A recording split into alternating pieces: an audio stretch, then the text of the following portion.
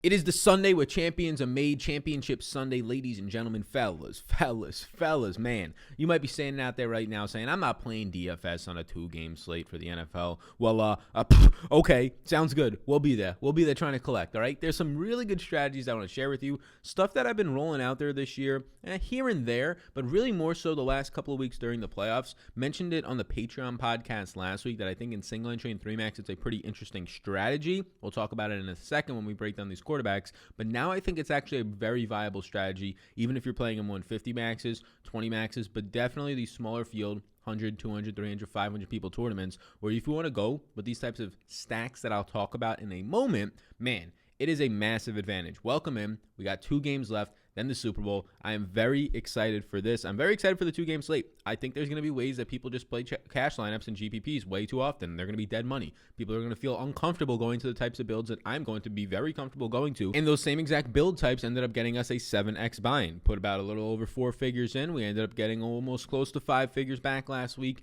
in the divisional round. It was a very nice and enjoyable week. Nothing crazy, not life-changing money, but a nice lift week to kind of close out the NFL season. The expectations this week aren't changing, though. We're not expecting to 7x or 10x or 100x our money. The expectations are you stick to the process. You use not an increased and inflated bankroll, a very manageable size bankroll, and you go back to work. You continue to play your single entry, your 3-max. If cash is your cup of tea, go for that as well. You continue to try and stay away from blowing all your money in the lottery systems as well, which a lot of people probably are. And then you start to slowly build some money. Sal, I haven't won in 5 weeks. I haven't won a single thing in 5 weeks. Okay, you're playing the 100,000 person tournament every single night in the NBA and in the NFL every single week with 1 or 2 or 3 lineups. That makes sense, because even if you have one really, really good lineup and you win $40 with it, well, you just lost $5 on the week from having your 3 entries in there, right? It's so hard unless you're banking probably long-term first place in those contests, maybe second. You're probably dead money long-term in those contests. So yes, the flashy $1 million, $100,000, $200,000 to first looks very appealing. You're probably never going to win it. And if you don't win it, and again, if you want to chase it, well, some people chase the lottery every single day in the Powerball, right? But if you want to chase it, more power to you. But what we're here to do is actually see your bankroll grow, actually see you have some nice profitable weeks, because we're fine with $7,000, right? Or $8,500, whatever it was this past weekend. We're fine with that. We like having that over $0, right? We're fine with that over the imaginary thought of winning $1 million. So yes, the practicality here is what you're going to be getting. Practicality with analysis tools, all that type of stuff. If you want to check out ownership, projections, rankings, a lot of stuff, not just for the NFL season. I know that's closing up, but we have MMA content over on Patreon now, analysis and tools, really. The content is always going to be in front of the paywall here, right here on YouTube and the podcast version, but analysis and tools that go even more in depth if you want to check it out on Patreon for MMA, PGA, the NBA as well. And oh yes, don't count them out just yet. The NFL season is still going to be here. So as we start to break into it, hit the like, hit the subscribe, do all those things. I greatly appreciate it. This is going to be one of the last weeks of the NFL season. We're going to be having season-long content for the NFL during the offseason, so be sure to tune in for that too. I appreciate you all in advance. It's going to be a good-ass time. The video is brought to you by SuperDraft, who, if you're not already familiar, is a multiplier format. They're a fantastic sponsor, one of our top sponsors on this show, on this program right now. We got their merch. It's very comfy. It's a multiplier format. For example, this week, Patrick Mahomes has a 1x multiplier. If he scores 23 points, he gets 23 points on SuperDraft. But this is a big old booty. If you get out there and Tom Brady, he has a 1.2x multiplier. If he ends up scoring this week 20 points, he's going to get an additional 20% onto that, a 1.2x multiplier, and actually outscore Mr. Patrick Mahomes this week. So that's the power of the multiplier format. We have projections down below for you to follow along, and people are just winning over there. It's nowhere near the same. We talk about contest selection just now in terms of staying away from the lotteries. It's nowhere near the same intensity because as many people aren't keeping up to date with it, the contests aren't filling as on DraftKings, FanDuel, Yahoo, sports betting, prop betting, all those type of things. People are prioritizing over SuperDraft. And every single day that I educate you on what SuperDraft is, and they continue to be a sponsor of the show, the competition gets tougher. So tomorrow it's going to be tougher than today. And 3 days ago it wasn't as tough as today, right? People are going over there and actually playing and paying attention if they're coming from this channel. So there's no better time to get into than literally right now. If you use my name Sal, S-A-L, you will get a free money bonus up to $1,000 Rooskies in a slow drip format. What are you waiting for? We can talk about SuperDraft as we get into the wide receiver position, probably because there's just more options there. It's going to be fairly easy to pick a quarterback, a tight end this week, right? Running back maybe gets a little bit difficult depending on the multipliers, but wide receivers, there's a lot of options this week and a lot of really good options. Hey, you have 4 strong offenses, 4 good offenses, arguably the 4 best quarterbacks in the NFL this year. But Tom Brady wasn't one of the best. Russell Wilson was. No, he was pretty dog shit. I would personally say that Deshaun Watson was in the top 4 in quarterbacks this year. You have Patrick Mahomes, Josh Allen, Aaron Rodgers, and Deshaun Watson. So we're missing one of them. We're inserting Tom Brady into this offense. He's been pretty dang good, though, if you're looking at overall attempts, yardage per game, that type of stuff. And that's going to be implied by the 2 game totals being 53.5 and 50.5 this week, and we're excited to break that into it. So check out SuperDraft. All that stuff is linked down below. Anything else you want to check out, some analysis, some tools on how to build your bankroll, just general DFS strategy, PDFs that are free down below. I have a DFS course as well with 10 plus hours in there just talking about DFS, specifically the NFL, and then also generally DFS strategy, some type of stuff that we talked about at the beginning. You can check all that stuff out, some PDFs as well. So breaking down into it with the quarterback position, yeah,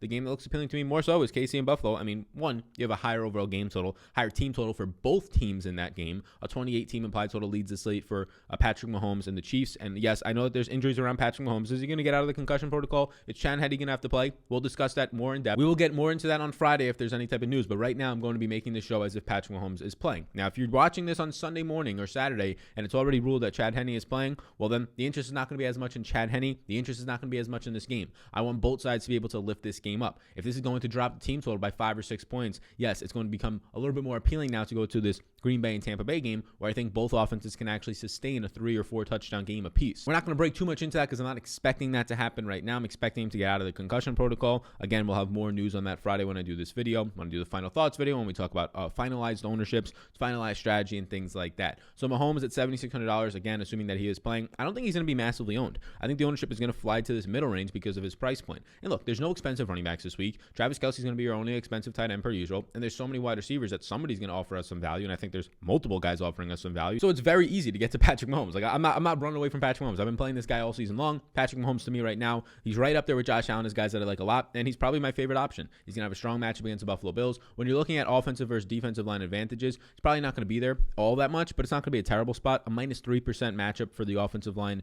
of this Kansas City team versus Buffalo. It's been a little bit banged up. They lost Schwartz, but still, minus 3% sounds awful, but it's basically neutral. Like the best offensive line blocking advantages for Josh Allen this week, and he only has a positive 3%, right? So it's basically neutral to this point in the season. You're getting Mahomes leading this slate with over 39 attempts per game, over 316 yards per game. As long as he's healthy and out there, I like it as the highest team total with a quarterback on the other side who is definitely going to be pushing the pace. Right now, Patrick Mahomes is overall leading an offense that finished 6th in overall points scored this year with 495, and he's facing the number 2 scoring offense in the NFL with 545 points. The final 6 teams, or the final 4 teams, were all top 6. Green Bay 3rd, Tampa Bay number 1 in overall points for and points scored this year. It's going to be a fun championship Sunday where I don't think defenses are going to be all that much involved. But here's the thing that I want to break down for you all. The last couple of weeks I've been doing this, and the last couple of weeks we had a good amount of success on Wildcard Weekend. Last week we had major success doing it. Ways to get unique. You have to be stressing that unique lineups are lineups that other people don't have. You want to avoid duplicated lineups. Again, if you're building a lineup that somebody else has, you're automatically cutting your potential winnings in half no matter where you finish. If you min cash for $30, it's now going to be $15 or $20, whatever it ends up being when everybody ties together. If you win first place, great, I want $100,000. Well, if you're tying with 100 people,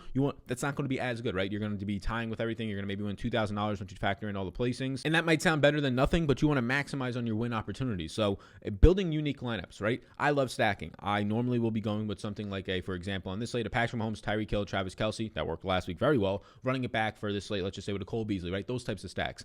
But I'm even more, especially on a 2-game slate, even more enamored, and I did this on the Sunday slate last week and had a lot of success, hence that was a 2-game slate, so I'm not just talking about a 4-game slate. I'm even more enamored and intrigued by going with massive stacks, right? So for example, last week I ended up running out there a Patrick Mahomes, who led the slate even after getting hurt, Travis Kelce led the slate at that position, Tyreek Hill, who was fantastic for over 20 points, McCole Hardman, who was just fine, right around double-digit points, and then I also went Byron Pringle, who wasn't great, but he had 3.5 points at halftime. Patrick Mahomes gets hurt, doesn't get much after that, but it wasn't great, but it still ended up finishing me highly because we went with a 4-man game stack, 5-man game stack, right? And then we ran it back on the opposite side of that game with both Kareem Hunt, who got us there late, and then we ended up getting Rashad Higgins, who had a very nice day in the air himself. So we had in that game 7 players from one game. I like that. I like that a lot. I'm going to be trying to do something like that this week. 6 to 7 players, massive game stacks, 4 or 5-man game stacks. An example for this week would be Patrick Mahomes' team is now a little bit expensive depending on what happens with Sammy Watkins, but let's just say Patrick Mahomes plays. Let's say Clyde Edwards-Helaire plays. Those 2 guys, right, stacked up. And then also Travis Kelce, Tyreek Hill,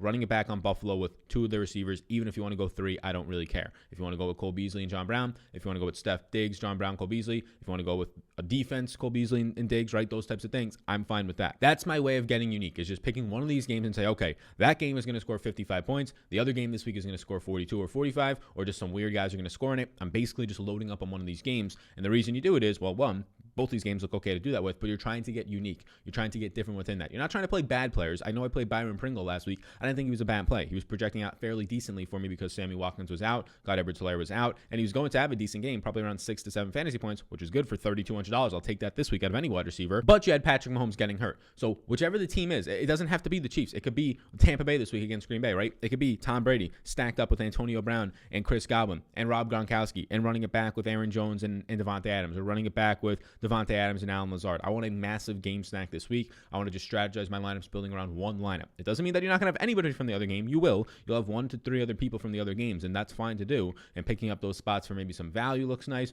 or some spots where you're not going to be able to get away from, like Travis Kelce at tight end. If you're playing the Tampa Bay or Green Bay game, well then yeah, probably still going to be trying to play Travis Kelce at tight end personally. So in our early week's best picks video, this is what I kind of want to do is break down the strategy of the slate, just talk through some things that I'm seeing early on from a projection standpoint, down below on Patreon and ownership rankings, that type of stuff. Yes, I want to be prioritizing Patrick Mahomes and Josh Allen, assuming that Patrick Mahomes is starting. If it's Chad Henne, it throws this slate for a little bit of a loop, and it makes it a lot more difficult, to be honest with you. Right now, the slate isn't difficult at all, especially if you know how to build unique lineups. It's actually fairly simple, in my opinion. And I think we can now roll this strategy out into 20 maxes, 150 maxes, not cash. You don't have to do this in cash, but mainly single entry 3 maxes, what I've been doing it in. Now I want to roll this out into some bigger overall tournaments. So just to give you an idea right now, my highest projected player is indeed Patrick Mahomes this week with a 26.8 overall projection. That's basically where he's been on the season. Josh Allen ends up being my highest value early on in the week at the quarterback position. We won't share this for every single position. The rest will be on Patreon. But Josh Allen, currently my highest value. Currently the presenting sponsor of the show, like we talked about, he's my number 1 SuperDraft play because you get an extra 10% points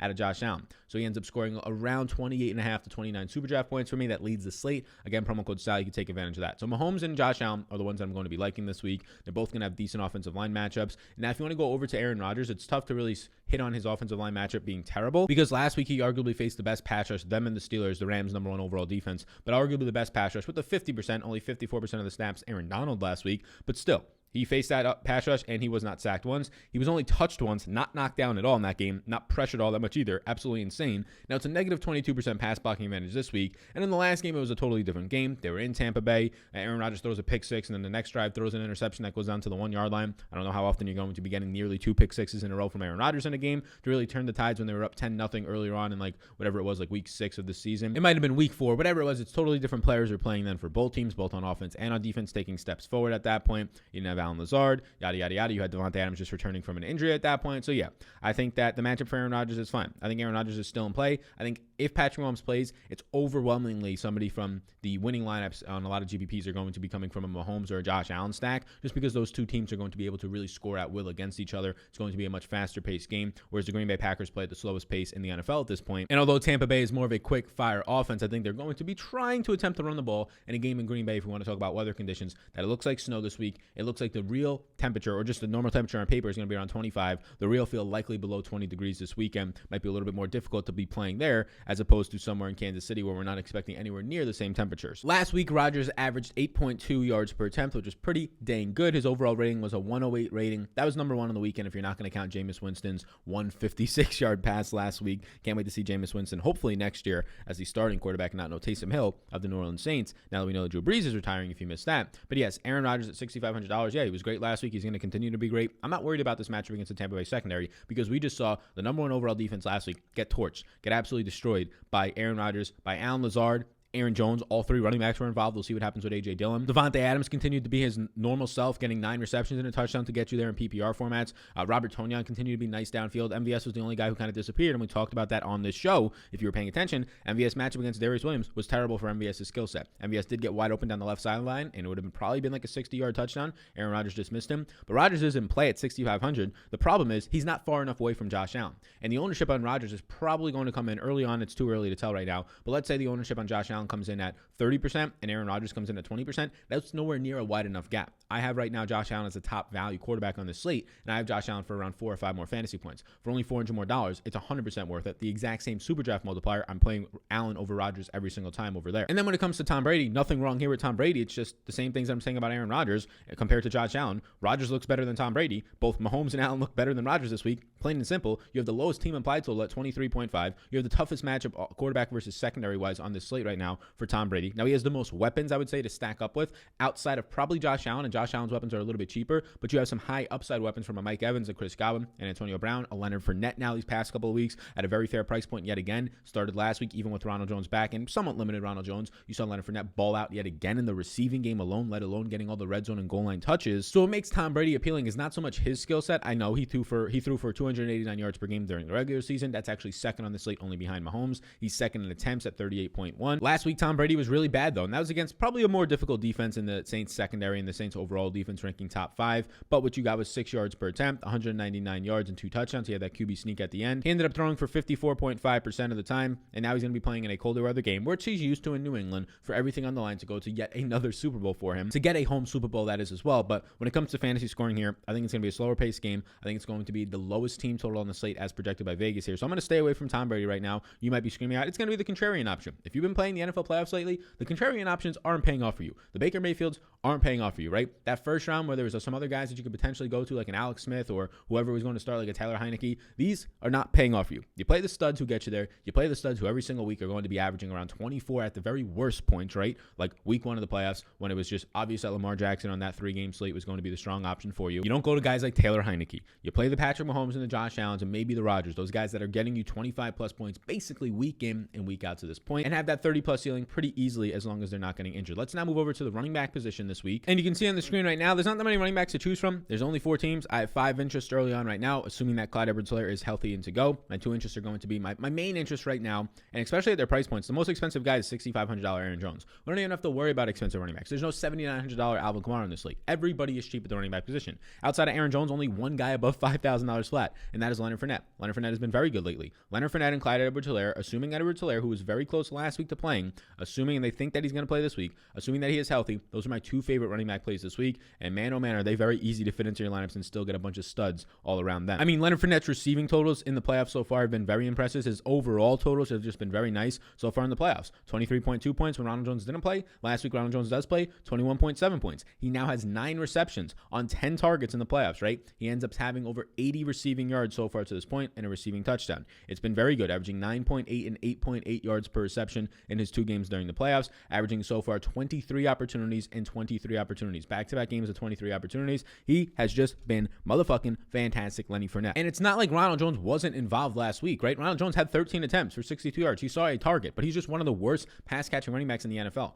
Ronald Jones has been absolutely pitiful as a receiver this year. Whether it comes to drops, whether it comes to his yards per reception, whether it comes to his yards per route run, he has been very bad. And I think they're starting to realize that, hey, we're going to need a pass-catching running back in this offense because all the other offenses that are succeeding with that, Aaron Jones, Clyde Edwards-Helaire, when he's been healthy this year, these offenses are having a pass-catching dual-threat running back out of their backfield. Devin Singletary is very quietly, so has Zach Moss, but Devin Singletary very quietly putting up a top 12 pass-catching running back year that nobody wants to talk about because he's in a backfield that's Josh Allen's back there, in that backfield playing fantastic. But he's not a running back. Yes, he still stands in the backfield, and Zach Moss, the rookie, was getting a lot of usage for 50+% of the season. So yes, very quietly, these teams, pass-catching running backs are clearly the way to go. So when you have a guy like Ronald Jones, who currently ranks, if I pull it up right now on my end, currently ranks 31st in target share out of running backs, 32nd in yards per reception, 28th in yards per route run, 32nd in catch rate. That is very bad at this point. All of these things look pretty atrocious, and that's making him not that great of a yards per touch player. He's been good on the ground yards per touch wise, but when you factor in his receiving totals, 23rd overall so far this season, probably something that you can get away from. The drops,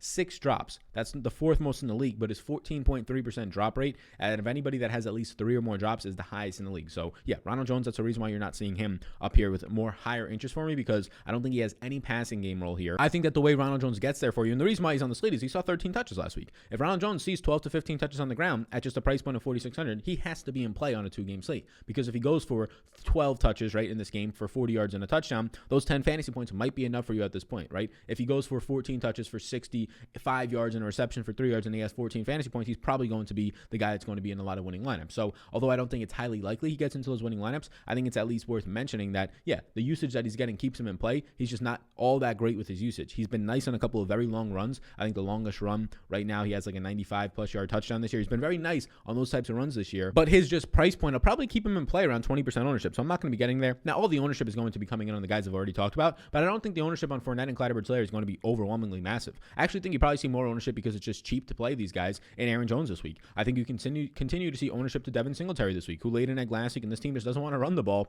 but you might have to just start running it a little bit more. I think it's going to be a track meet in Kansas City and Buffalo, but maybe they run it a little bit more to try and keep Patrick Mahomes, assuming he's in, off the field. Leonard Fournette is not my top value play, but he's one of my top value plays up there at just a $5,300 price point. The things that are negatives for him, a 23.5 team implied total. Ronald Jones can take some more usage from him, but I think that just leads to more positives that we want to see out of the passing game. The usage in the passing game has been great. If we can get another 5 receptions or 5 opportunities alone out of the passing game, if they're trailing in this game, that bodes well for Leonard Fournette, who should be on the field a lot more due to the fact that he can just catch the ball, unlike his teammate Ronald Jones. Probably the best play at the running back position on this slate, if he's healthy and active, is Clyde Edwards-Helaire. Clyde Edwards-Helaire matchup against Buffalo, one is fantastic, and you're just getting the things that check boxes. A favorite here with a nice matchup on the highest implied team total on a 2-game slate. He's very easy to stack up with his quarterback. He's somebody that you expect to be popular in the receiving game. Somebody that I don't think is going to be overwhelmingly popular when it comes to the fact that you have Ronald Jones on this slate who's cheap, you have Devin Singletary, you have Leonard Fournette priced right around him. I don't think he's going to be all that much popular or overwhelmingly popular. So far this season, you ended up seeing 2.8 receptions per game. He got banged up, so that hurt some things, but he was running 18 routes per game. He was averaging over 5 yards per touch, top 25 in that metric. He was number 12 in breakaway runs so far this season. He was playing very well until he ended up getting hurt, and he was seeing more and more usage as the year went on, right? You ended up seeing in week 14, his 77.6% of the snaps was the most that he saw since week 4,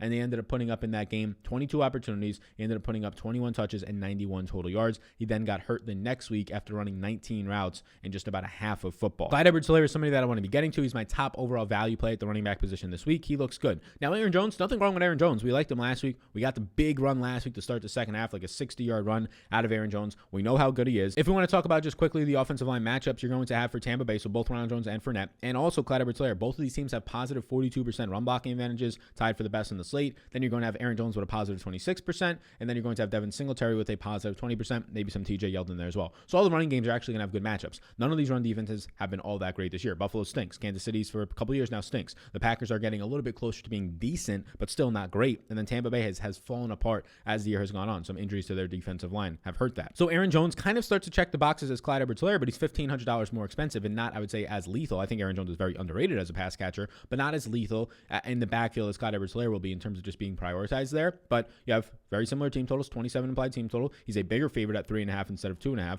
So he checks those boxes. He's just a little bit more expensive. So if you have an extra $1,500 because you're going from one defense to the next and you want to be playing Aaron Jones, I think that's completely fine to do so, but I'm not going to be prioritizing him like I will Clyde Edwards-Helaire and Leonard Fournette. Now, if Clyde Edwards-Helaire is out, Aaron Jones becomes my number 2 play, not a Ronald Jones, not a Devin Singletary, nothing like that. Now, if Clyde Edwards-Helaire was to be ruled out this week, Aaron Jones might become my number 2 play, but it might just go right back to Darrell Williams, who I actually stacked up in some big 4 or 5 man game stacks. These guys are cheap. Clyde Edwards-Helaire is only $5,000. Darrell Williams is only $4,800. Whichever player is starting there, depending on this CEH, Clyde Edwards-Helaire injury, is who I'll be getting in stacks with Patrick Mahomes. We talked about Ronald Jones. Devin Singletary is okay to get to. Again, the positive 20% matchup. I think he's somebody that people start to not fully run away from because there's only 2 games on this slate, but I think they start to choose Ronald Jones over him a little bit more. Definitely Clyde Edwards-Helaire if he returns in the same price range, because Devin Singletary, this is what he's done in the playoffs. 10 overall rushing attempts on the ground, 6 receptions on 6 targets through the 2 games, which is good to see, but 7.4 fantasy points and 6.7. They don't run the ball in the red zone. When they do, it's probably Josh Allen because they're closer to the goal line. Otherwise, this team throws a ton, very similar to the Packers in the red zone.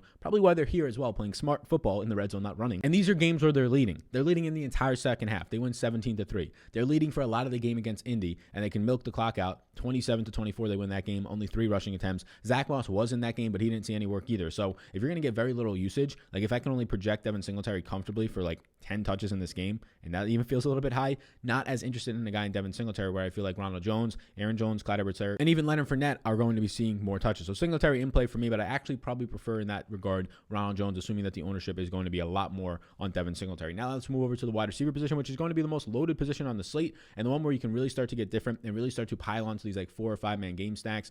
So a lot of guys are yeses. I can scroll to so you can see some of these other names if you're watching on the YouTube version. We can start off with Davante Adams. So Davante Adams, even last week, he had a fine week, right? He only faced, he said, Jalen Ramsey. There's only like 5 coverage snaps in the entire game last week for Davante Adams, and he ended up he beat Jalen Ramsey on 3 of those 5 coverage snaps, one of them for a touchdown, which was just a beautiful play design, not really more so on Ramsey. But Davante Adams last week, 9 catches, 66 yards and a touchdown on 10 targets. He had 2.06 yards per route run. He was fine. He was good. Nothing wrong with Jalen Ramsey. He beat him off the line of scrimmage 2 times in that game. He got him for a touchdown in motion on the other time. So for all the people yelling up and down about Jalen Ramsey going to be guarding Davante Adams in this game, well, Davante Adams once again puts up over 21 fantasy points. Davante Adams once again good. But yet again, you have a slate where Stefon Diggs is on a slate with Davante Adams, and Stefon Diggs outproduced him last week, and Stefon Diggs still remains cheaper. So if I'm prioritizing one of these pay-up options this week, it really depends on who I'm stacking. But both of these guys, if I want to be playing Josh Allen or Mahomes, I'm able to get to Tyreek Hill and Diggs, probably both of them this week, especially because of how cheap the running backs are. So I prioritize both Diggs and Hill, assuming that I'm starting one of their quarterbacks over Adams. So yes, I prefer a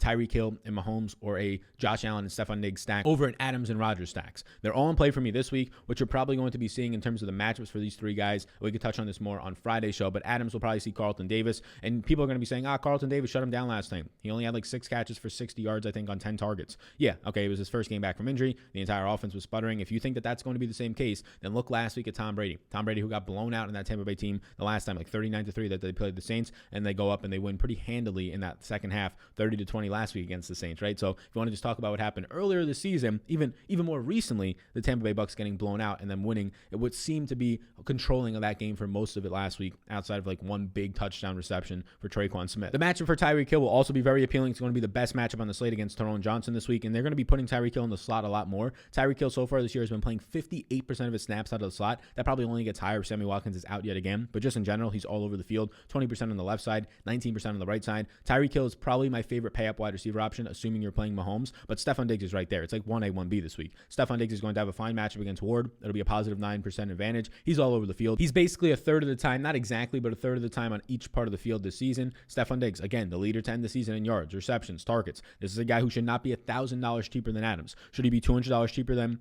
Tyreek Hill? These are probably going to be your top 3 wide receivers in drafts next year, so I think him being very close to Tyreek Hill makes sense. I think that Adams being $8,000 is appropriately priced, but I'm surprised that Tyreek Hill is not like $7,800. Again, they're trying to keep these salaries cheaper so that all the casual players coming in and people who don't play as often, and maybe yourself, you don't play as often DFS, can make easier lineups so that maybe you're saying, hey, this was easy to do. I'll play again next week, and then I'll play again next year, and then I'll play some NBA DFS, right? Just get you easier in there. If it's difficult to make a lineup and you're playing guys you've never heard of, people probably aren't going to want to play. But we get to benefit from that because I do think that Tyreek Hill should be $8,200. I do think that Adams should be $8,500. I do think that Diggs should probably be $8,000 flat. So you're getting a nice salary there. If I had to rank these wide receivers up top, assuming that we're going to be talking about the specific quarterbacks that we're playing them with and just stacks, let's go 1A Stefon Diggs, 1B Tyreek Hill, and 1C Davante Adams, right? They're all pretty much in the same regard. They all look pretty dang good. I'll take the cheapest one that I have projected for the top value right now, and that's Stefon Diggs. And we can talk about Stefon Diggs over on SuperDraft because you actually get a nice 15% bonus on his fantasy points right now. If I pull up the wide receivers on SuperDraft right now, Stefon Diggs is my number 1 SuperDraft play at the wide receiver position by over 3 fantasy points. Over 3 fantasy points at the wide receiver position. Again, you're basically getting the keys to the castle right now. Play Stefon Diggs in SuperDraft, and you start yourself from there. Play his quarterback with him, Josh Allen. You don't have to stack on SuperDraft. It just works out that way. Get those 2 guys in your lineup. We go down a little bit more. So there's some guys here that are nice, right? Chris Godwin and Antonio Brown start to become like one-off options for me, or Mike Evans. I start to prefer Chris Godwin and Antonio Brown. I think that Chris Godwin's matchup in the slot is going to be the best that you're going to see for a Tampa Bay Buccaneer against a Green Bay Packer this weekend. You'll probably see a positive 28% advantage against Sullivan in the slot. Now, Kevin King for the Packers on the opposite outside. He'll see parts of Mike Evans and parts of Brown. He is absolutely brutal, but they usually put him in zones or safety coverage over top. Jair is usually one-on-one matchup-wise, so he'll probably be able to neutralize like he did last week. Absolutely no receptions. He allowed 1 reception last week for -3 yards on 3 targets. Absolutely fantastic. He was guarding Robert Woods last week. Absolutely fantastic guarding Reynolds and whoever they threw out there, Van Jefferson at times. Excited to see him match up yet again with Mike Evans, who he has had success against in the past. Antonio Brown now, but probably the best matchup will be Chris Godwin, who's 66% of the time in the slot. Chris Godwin, who against Sullivan this weekend is going to be coming in with around a 20-pound advantage. So it doesn't matter. Are you kidding me? Have you ever played backyard football? A 20-pound advantage for those first 5 yards when you can have a little bit of hands, get a little bit physical before illegal contact takes place is nice to see. So I probably prioritize $5,400 Chris Godwin out of Tampa Bay. But Antonio Brown at $4,700 has the big play upside when he has Kevin King against him. If he gets any man-on-mans, that's going to be opportunities for deep shots in the game. I do think that you're probably going to see Chris Godwin coming up with the most ownership on this team, and then you're going to see some pretty lower ownership likely on Antonio Brown, so that could be a pivot play for you. That's why he's on here as a yes, but this is what I want to talk about. We can scroll down a little bit here, but this is not what I wanted to talk about. Let's scroll down a little bit so you can see some of the rest of the names on the screen right now with some of the interest, is these Buffalo wide receivers. I mentioned earlier, I'm okay if you want to play a Patrick Mahomes stack, running it back with 2 or 3 guys, and I'm even more okay if you want to play Josh Allen, stacking him up with 3 of his wide receivers, especially if they're this cheap. Stefon Diggs at $7,000 is indeed cheap. And then you have John Brown and Cole Beasley this week being cheap. And newsflash, Cole Beasley isn't going to have to play this weekend. You're not going to have to get him against a very difficult matchup in the slot against Marlon Humphrey. He'll have a matchup in the slot that's going to be a lot easier this week for him. So the matchups for Cole Beasley, the matchups for John Brown are very appealing. appealing, and their price points are cheap. John Brown will see Bashaud Breeland, who has been very good this year. John Brown in the slot, not that often, 10% of the time, but you finally have seen John Brown probably only like 5 or 6 times this year actually healthy. Last week ended up being one of those times, and John Brown looked very good. Now, John Brown in a game where none of the offense really goes off has 8 catches, 62 yards on 10 targets. That's very good to see. The 10 targets was the big thing. And you had Cole Beasley running 29 routes in that rain, and he ends up getting goose-egged. Why? Because he faced Marlon Humphrey, and we said last week on the show that he's going to be a very scary player to be playing. The complete opposite changes this week, where Cole Beasley will have a lot better of a matchup in the slot compared to definitely what he had last week. He'll be seeing some Snead, who Snead has been good this season. Cole Beasley will go out there playing 89% of his snaps out of the slot so far this year. He'll have kind of a neutral matchup. So yes, playing John Brown, Stephon Diggs, and Cole Beasley stacked up with a Josh Allen playing from behind against Kansas City, running it back on the opposite side with a Travis Kelce plus a Tyreek if you have enough money, a Travis Kelce plus a Clyde Edwards-Helaire. That starts to become very appealing to me, and that's why I think that these two guys are both yeses, because it makes it very easy to full-on 3-man or 3 wide receiver stack or 2 wide receivers plus a running back stack this Buffalo Bills offense. Outside of that, we kind of have to see what happens with some injuries on the slate. Allen Lazard is fine. If people want to chase it, he's not expensive, so you can go back to it. I think it's just going to be a more difficult matchup this week for him. I think I would actually rather take a chance on MVS. Last week, MVS had his opportunity. Rodgers missed him. That doesn't happen often. Sometimes he drops the opportunity, so that's another thing, but MVS is decent at 3,900 if you're playing that game, maybe as a one-off. We have to see what happens with Sammy Watkins. If Sammy Watkins is in, you still have seen McCole Hardman, even with Sammy Watkins in for some of those final weeks, have a lot of routes run, 20-plus routes run. We saw McCole Hardman get very involved early on, and then he sputtered off as Patrick Mahomes got hurt in the second half, but McCole Hardman, if there's no Sammy Watkins, he's going to be a priority at $4,000. He's going to have a difficult matchup, but he still goes into the slot 54% of the time to avoid Tre'Davious White, so they move him all over the field. They move him in motion out of the backfield, so very similar to Devontae Adams last week. It's tough for a cornerback, a lockdown guy, for a guy moving in motion all the time, for a guy that's getting moved into the slot. It's tough to be locked down, so Hardman becomes a yes for me if we get news that Sammy Watkins misses again. Robinson, not so much in play. Sammy Watkins is in play at just $3,800. If he's healthy and a full-on go, you're going to get Sammy Watkins running 20-plus routes out of the slot on a 2-game slate in the Chiefs offense at just $3,800. He becomes that value play that allows you to do anything else. I paid $3,200 last week for Byron Pringle to get me 3.4 points and ended up winning a ton of money in those lineups.